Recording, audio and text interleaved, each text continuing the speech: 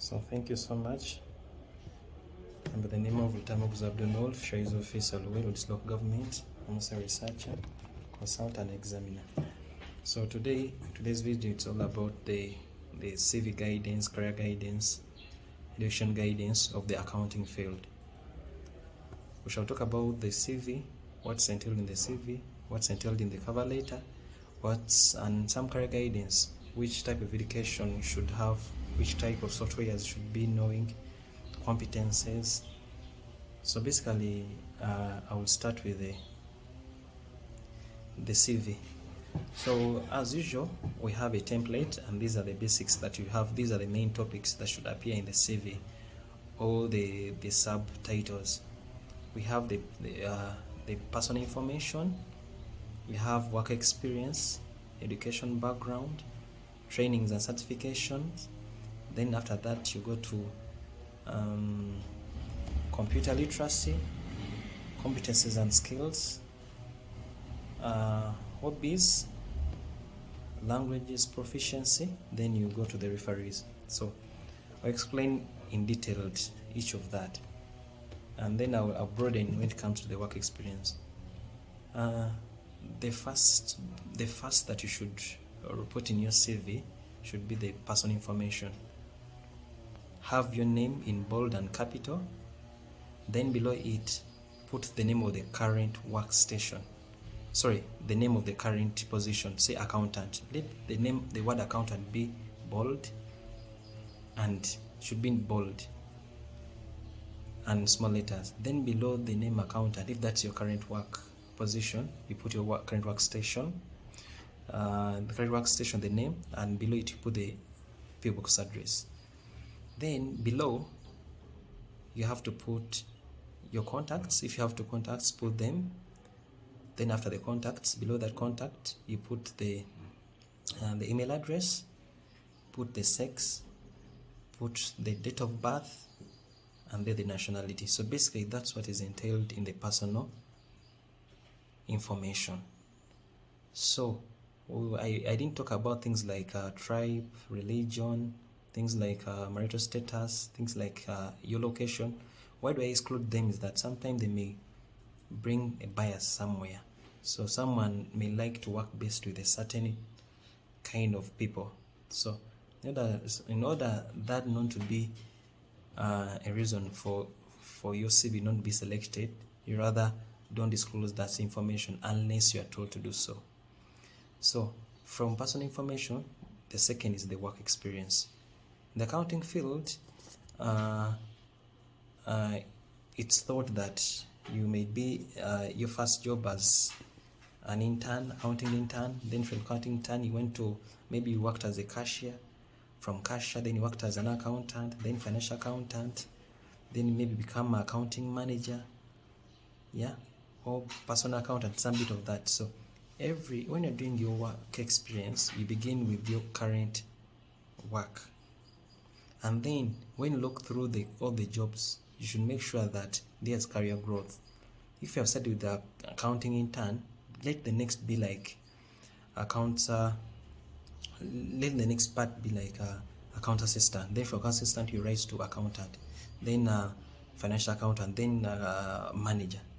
But if at all you have your CV, you were first earning a cashier, accountant, then you went to cashier, then you went to accountant, it doesn't show career growth, and some of the employers may look that as you're not growing, you're not stable. So you should be having career growth in your CV. So I'm going to give some of the positions in accounting and read out some of the roles and duties that the employees expect you to do. So we have one role and duty of an accountant. So if you are writing your work experience, it's better you put things in tabular form. You save in tabular form. You draw a table whereby to your left you just put the time period, the month, the year, to date. That's the current job. Then when it comes to the other side, the other half, you put the word position in bold. Then below it you put the name of that position, like accountant. Then below you put employer in bold. Then below it you put the name of the employer and the PO box address of the employer. So for example, if you're having an accountant, below that then there will be the roles and duties of an accountant. I can read out some of them. Providing financial information to management by researching, analyzing accounting data. Recommending financial actions by analyzing accounting options. Maintaining accounting controls by preparing and recommending procedures. Reconciling financial discrepancies by collecting and analyzing accounting information. Preparing account payable and account receivable ledgers. Preparing and filing returns of all statutory, that is pay and NSSF, and showing compliances with the deadlines. Ensuring that all transactions support documents are stamped, paid, and subsequently filed and coded. So you need that if you're an accountant, need that. Preparing payments by verifying documents and requesting disbursement. Supporting budget process of the organization as well as budgets in support of the project proposals. And preparing monthly, quarterly, and annual financial reports, other reports that may be required by management. Managing control. So basically you can have that as an account rules and duties. Maybe I can also give you other rules and duties of an accountant, another version whereby you can have rules and duties of an accountant.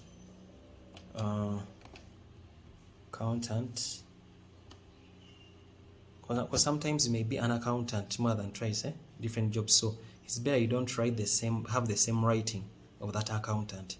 So you can have this: performing weekly, quarterly, and yearly accounting operations, including tax reporting, creating monthly income statements, balance sheets, reports, and recommending financial action, conducting data collection analysis to generate weekly and monthly estimates, providing guidance for project funding estimates, preparing budgets and analysis, creating weekly financial figures, creating weekly financial flow figures, keeping expenditure and cash flow under control. So this is another version of how you can write your roles and duties. Auditing financial records to ensure correctness and carrying out internal audits. Reconciling and documenting credit card and bank transactions and accounts. Coordinating annual audits and conducting any analysis of financial reports and support as needed. Analyzing and reporting on financial condition, including variations and income statements. Communicating financial outcomes to management and key stakeholders. Improving systems and processes by initiating corrective measures. And ensuring proper adherence to the existing tax and regulatory frameworks. So if your position is accounting, you expect to be having those roles and duties. So if at all you don't have them, it's better you correct them. So you may be an accountant at your current date. Then maybe let me just give some roles and duties for accounts assistants. Accountants. Sorry. Let's continue. So now basically we can have the roles and duties of I think let me give some roles and duties of accounting assistant. Accounts assistant. Basically we have handling cash, credit, and checking proper documentation of transactions with customers. Remember, it's a lower job. Collecting cash payments and tracking business financial transactions. Identifying in ledgers and accounts, tracking them to source. Coordinating and managing payments and billing details of external service providers. Ensuring that pricing is correct and proper documentation of files. Presently dealing with customers to ensure satisfaction. Compiling and analyzing and reporting financial data. Creating predictive reports such as balance sheets, profit and loss statements. Presenting financial data to managers, investors, and other entities. Maintaining accurate financial records. Performing audits and resolving discrepancies. Assisting management decision making by helping in preparation of budgets and financial forecasts. So you can really see that for the accounts assistant, it's kind of low. Now, I can give some roles and duties of maybe a cashier, such that if you are putting roles of you are to be a cashier, what you should is expected of you. Now for cashier, we have managing transactions with customers using cash registers, collecting payments whether in cash or credit, issuing receipts, refunds, change all tickets, redeeming stamps and coupons, cross-selling products and introducing new ones if you're cashier, in case you're in a supermarket or any other business, resolving customer complaints, guiding them and providing relevant information, greeting customers when they're entering or leaving the store, maintaining clean and tidy checkout areas, tracking transactions on balance sheets and reporting discrepancies, handling merchandise returns and exchanges, then scanning goods, ensuring pricing is correct. So those are some of the roles and duties of a cashier. So you check yourself if you have those. Then we have the student internship, whereby you're going to do internship. It can be internship at workplace after school or during school. You're expected with these roles and duties: complying with all national accounting and financial regulations. You should be knowing them. Compiling, analyzing, and reporting financial data, creating periodic reports such as balance sheets, profit and loss statements, presenting financial and accounting data to management, because as an intern you should be doing that, maintaining accurate financial records, performing audits and resolving these discrepancies, assisting with bank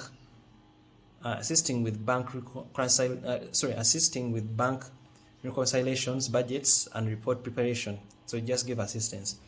Filing all financial records, documents and communication to ensure accuracy and completeness. Filing and archiving documents connected to the accounting department, financial department. So as an accounts intern, also intern in the accounting department, you expect to be having that.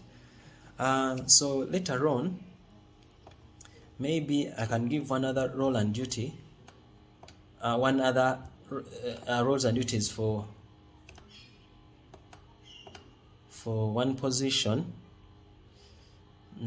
such that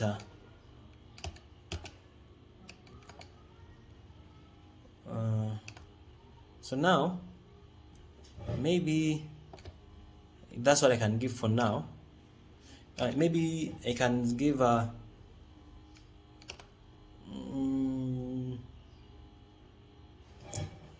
now some people may be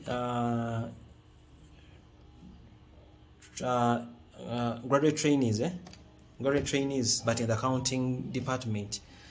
You can put some of these roles and duties if it's graduate trainee: understanding and assisting in production of tax computations, dealing with day-to-day finance and purchase ledger queries, covering daily finance duties, e.g., daily banking, raising invoices, credit notes, assisting the finance team with any additional tasks or covering tasks in periods of absence as required, gaining insights into payments and cash flow procedures. Remember, you are just a graduate trainee. Understanding, assisting budget procedures, undertaking specific projects as required by the financial department, collecting cash payments and tracking business financial transactions, identifying ledgers, accounts and tracking them to source, creating periodic reports such as balance sheets, profits, losses. So basically, if you are accounts graduate trainee, you can have those in your roles and duties. So now, the way you lay your experience, basically, you should start with the list, the intern, then you can go to accounts assistant or cashier, then you go to accountant, then you can go to financial accountant, you go to accounting manager or financial manager. Basically, that has to be the growth. Now, from that, we go to education. So we go to education background. So basically, in accounting, you have your degree, but you're encouraged to do either CPA or ACCA. Yeah, because actually it kind of okay, we have also a certificate in computerized accounting, like these QuickBooks. Yeah, you do certificate in computerized accounting, then you can do QuickBooks, but then it's better you do CPA, Certified Public Accountants, from level 1 up to level 4. Basically, it increases the amount of money you can get and also increases your competences and accounting knowledges and finance knowledges. So if at all you are having that CPA, you have done it, in the education background, you draw a table, yeah? The table is 2 rows. So 2 rows, then the columns according to what you have. So you can, if you have your CPA, you can start with on the left row, you put the time from 2011 to 2019. You put the time level. Then to your right, you start with Certified Public Accountant level 1, level 2, level 3 in bold. Below it, you put the institute that where you got that accountants, that training from, the name of the institute. Then below you put the PBOK service of the institute. Then you go to the next row. You put the time to your left, 2008 to 2011, what you did, Bachelors of Commerce. Then below the institution, the name of the institution. But the names of the education should be in bold, yeah? Then below that, you go to Uganda Advanced Certificate of Education in bold. You put the name of your school, the PBOK of your school. Then to the left, you put the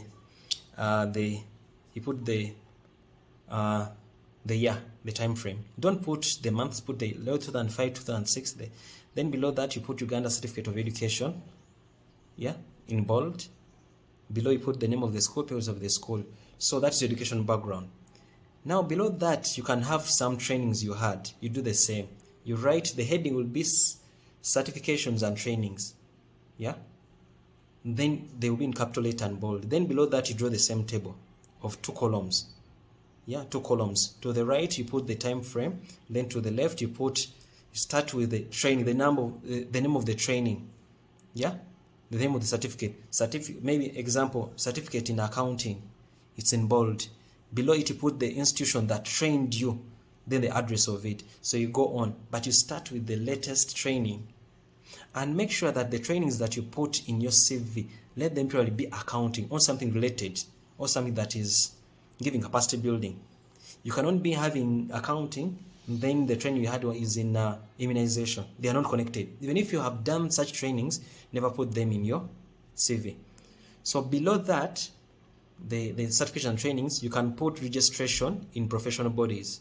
If you have any registration in professional body, you put when you're registered, you put the license number as bold below that organization that registered you. Then below you put the boundaries of that organization. After that, below you put a heading of computer literacy in capital letters, uppercase, computer literacy and softwares, and accounting softwares. So below you start with this statement: familiar with the accounting softwares and packages, like, then you can put the software that you know. If you know Tally, you put there. You know QuickBooks, you put it there. Excel, you put any software as you know. But make sure that you put the software that you are really conversant with, because in an interview, you may be asked, how do you apply this? Then below that, you put familiar with the Microsoft Office package. You put the Microsoft Word, PowerPoint, Excel, Access, what you know. Below that, you put internet usage, using Google Meet, using the different internet packages that you know. Yeah. So then below our heading, the next heading will be competencies and skills. So competencies and skills, these are what you get during work. So in the area of accounting, this is what you should be having. We have accounts and finances knowledge and abilities. That's the first competence. Familiar with accounting systems and software. 2. 3. Credit management. 4. Tax accounting returns. 5. Cash flow analysis. 6. Knowledgeable in financial bookkeeping, accounting, and accounting details. Knowledgeable in financial bookkeeping and accounting detailed. The other, statutory reporting and financial reporting. Then financial management and accountability. Then budget preparation and control. Then excellent financial record keeping and maintenance. Then monitoring and evaluation. Then decision making using accounting and financial problem solving techniques. And then ability to manage multiple priorities. Then the last one, critical thinking, creativity, and adaptability. So those are the competences that you need when it comes to competences and skills you need when it comes to accounting field. Then below that, you have another heading that is personal attributes. Now, personal attributes are different to the competences and skills. Most cases you mix them. Personal attributes all about you. 1, creativity, open-mindedness, and willing to learn. 2, effective interpersonal relations with working groups and a flexible team player. A result-oriented person that can work under minimum supervision. Some of you do a mistake and put, I can work under pressure. No, that is wrong. It should be a result-oriented person that can work under minimum supervision. 4, open-minded to work in a complex environment and projects where time is a key. Then administrative support, supervision, mentoring, and coaching. Then excellent oral and written communication skills. Then good coordination and handling skills. Then ability to identify, respond, and resolve the diverse needs of clients. Then high degree of self-motivation and multitasking. Then the last one, I think those are enough. So from the personal attributes, you go to another heading called hobbies. Caps lock, uppercase, and bold. Most of the hobbies you people are putting there, they don't add anything. A hobby should be adding something to you. A hobby like traveling for adventure is really good if you can include it. Doing physical exercises, if you put swimming, sports, and the like. Reading newspapers, engaging in productive debates, those are good hobbies. But putting hobbies like going to church, going to the mosque, those are not good hobbies. Making friends, singing, no. Put hobbies that are really relevant, that add something. From the hobbies, the next is about the language proficiency. You will draw a table having around 5 rows, table 5 rows, and the heading will be language. The headings on the first row. Okay, it's having 5 columns. Now the first row you will have to put the languages. Then you put the first column, the first row. You put languages, reading, writing, speaking, listening. Then below the language, you put the language you know. English, Luganda, Lunyachitara, or any other language. But make sure the language you put, you can score it. Then you will score either excellent or good or fair. Let the list be fair. If you don't know that language, you rather leave it out. But if you know a language, the list you have to put is fair. Then others will be good.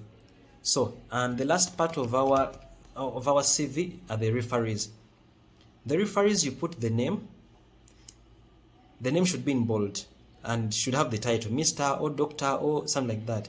Then you put below the name that is in bold, below you put the position, name of that position. Below the name of position, you put the contact. Below the contact, you put the email, if at all is provided. Then below the email, you put the name of the workstation. Then below that, you put the address of that workstation. So in a CV, you need 3 referees. It's better you put the referees that are of the recent 3 jobs. And if you're in accounting, better put referees in accounting field or over finance field. Why? The moment you put like an HR, they may, in case they are called after the interview, they may not give the accounting abilities you have. They will just talk about your behavior, your attendance, time management. But imagine if at all they called the senior accountant, giving reference to you, the accountant. They will give the budget control, how you use the software, how you manage the accounts and everything. So that one, the other one who has a referee who is in the same field scores. And referee is someone who has supervised you. And on the referee issue of that, don't put a referee of the other job, the current job, or some job whereby you left when you had issues, because they may downplay you. Put a referee who's a friend. And for the case of referees, take time to call those referees, say that they are in the know of you, and when you send in your CV, make sure that they know you. So basically, that's how our CV will look like. Yeah, for the CV for accounting. You start with your personal information, then you go to work experience, then you go to education background, then you go to trainings and certification, then you go to training and certifications, then you can go to registration in professional bodies, then you go to computer literacy and softwares. From that, you go to competencies and skills, personal attributes. From personal attributes, you go to hobbies, then referees. Now, let's go to the application letter or cover letter for those in accounting. So the application letter, okay, let me just say a cover letter. Basically, it's always one page. So you have your page. To your right, you'll put your address. The address, you'll start with your name in capital letters, caps lock and bold. Below it, you put the name of the organization, your current organization, in bold but small letters. Below, you put the address of that organization in bold but small letters. Below that, you put your contacts. Then below, you put your email address. Then you skip a line. Then you put the date. All that part is bold. Yeah. So on the right, then you go to your left. Your left, you write to the human resource, because in advert they always tell you whom you are going to write to. Or say, example, to the human resource manager. Then below that, you write the name of the company. Then below you put the address of the company. You skip a line. You write dear sir or madam. Even if you know whom you're writing to, this is a formal letter, not informal. Don't say dear sir, don't say dear madam. Just say dear sir or madam, comma. You skip a line. Then you write RE. Application for the position of, let's say, accountant. Application for the position of accountant. This is in bold, uppercase, capital letters. Bold, uppercase. You can also underline. Then below, you start the body. Some of you make a lot of mistakes when it comes to the cover letter, application letter. You start writing, I found the advert here, I'm 28 years of age, I'm a Ugandan, I'm this. No one has. That is relevance. It shows that you don't know how they write the application letter. You should be straight to the point, and everything should be in what they need. So when it comes to the application, you write with just statements. It is with great enthusiasm that I apply for the position of accountant. Full stop. You stop there. Then you continue. I hold a bachelor's of accounting and finance. You say, I hold a bachelor's of which degree you hold, From Kilandogo University. You mention. If at all you have a CPA, you can say, I hold a CPA level 2 and a bachelor's of finance or accounting from this institution and this institution respectively. Now that statement gives the reader that you have the degree or the education. But don't stop there. When you say I hold a CPA level 1, level 2 and a bachelor's degree in commerce from this university, you continue the statement, because if you stop there, it does not carry any meaning. Hence, attaining knowledges and competences in. Now, the next wording you have to write, attain knowledge and competences in. You look at your transcript. You open your transcript. You look at the job position that you're applying for. You look at your transcript. Look through the transcript from maybe year 1 up to year 4. Then you look for the 5 to 7 best courses you did that are relevant to that job. So if at all I can look at this CV, I hold the bachelor's of accounting and finance from this university, hence attaining knowledge and competences in fundamentals of accounting, microfinance, business computing, production and operations management, internal auditing, comma, advanced financial management, and project management, full stop. That is the first body. But now you make sure that you look at your transcript and write 5 to 7 that are relevant to that. Now, after that first body, skip a line, then you write your experience.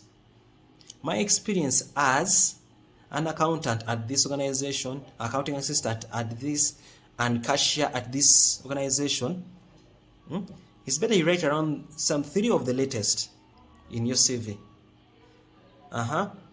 My experience as an accountant at this organization, accounting assistant at this organization, and cashier at this organization has given me the opportunity to develop technical expertise in.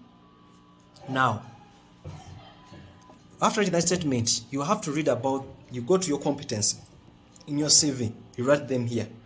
Because when you are working, that's what you gain.